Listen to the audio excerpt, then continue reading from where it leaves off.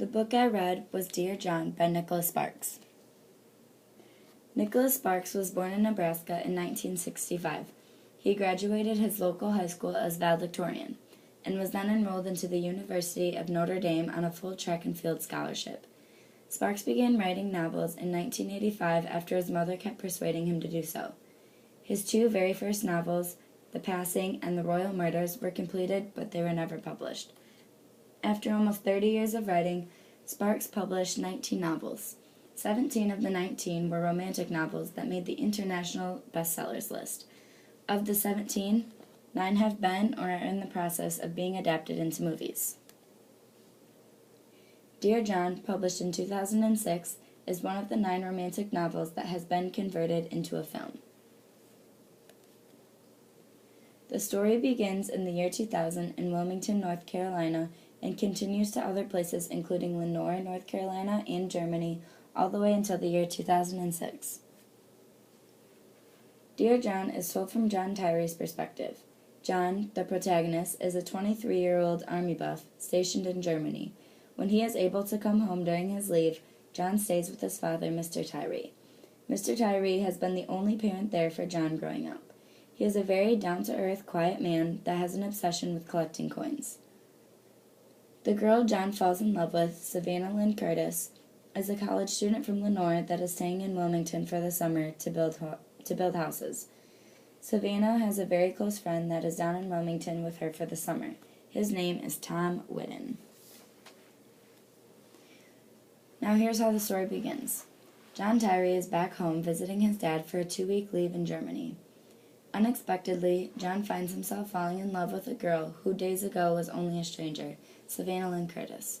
During John's leave, the two grow extremely close as their love for each other grows rapidly. Knowing John has to return to Germany and Savannah has to return to school soon, they promise to write letters until they can meet again. Everything is going as expected until 9/11 occurs, forcing John to re-enlist in the Army, putting their relationship in jeopardy.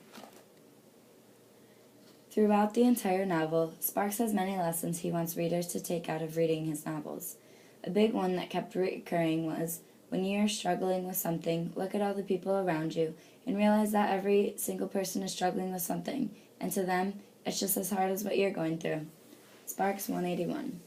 Often people mistakenly think that difficult situations only happen to them. Sparks tries to remind readers that everyone around you is going through or has gone through a difficult situation. It may have been more of a struggle or even less of one, but everyone still experiences struggles all throughout their lifetime. There were many connections I was able to make while reading this book.